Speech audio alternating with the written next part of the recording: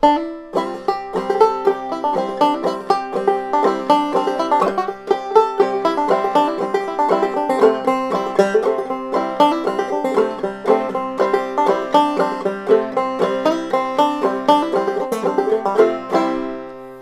this is Bruce Molsky, and I just want to tell you a little bit about this new Old-Time Banjo course that I'm going to be teaching for Peghead Nation. I'm very excited about it, and we're going to dig deeply into Old-Time Banjo tradition and into the playing of some really important players, classic players who gave us so much of the style and had their own unique ways of expressing their music on their instruments. It's mostly going to be clawhammer banjo, drop thumb, and if you want to call it frailing, rapping, framming, lots of names for that, and also some fingerstyle as well.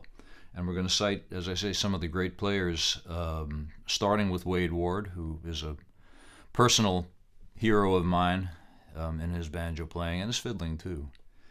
But also other players like Hobart Smith, Matokie Slaughter, Pete Steele was a great one. Frank Jenkins, who played beautiful fingerstyle banjo.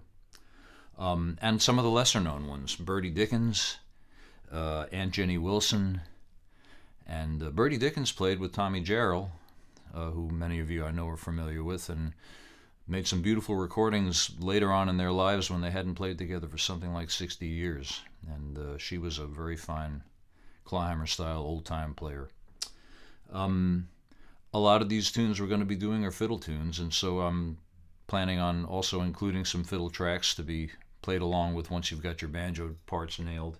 But we're going to be taking these the really important elements of of these different players' styles and working them into kind of our own arrangements of some of the tunes. But just to give you an example, Wade Ward played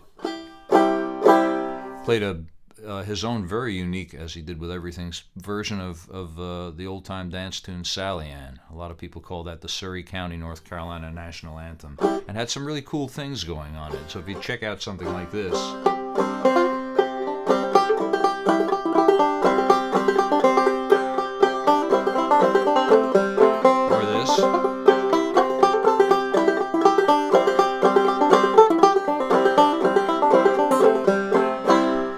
things that kind of revolve around and approximate the melody, but just really add a lot of more depth and kind of color.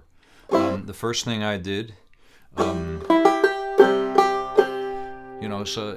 a little lick that not a whole lot of people have kind of picked up and put in their playing, but just the idea of playing the top string and then the thumb string, both with your index finger. Great rhythmic device. So we're going to pick apart things like that. Double thumbs that have a lot of momentum in them.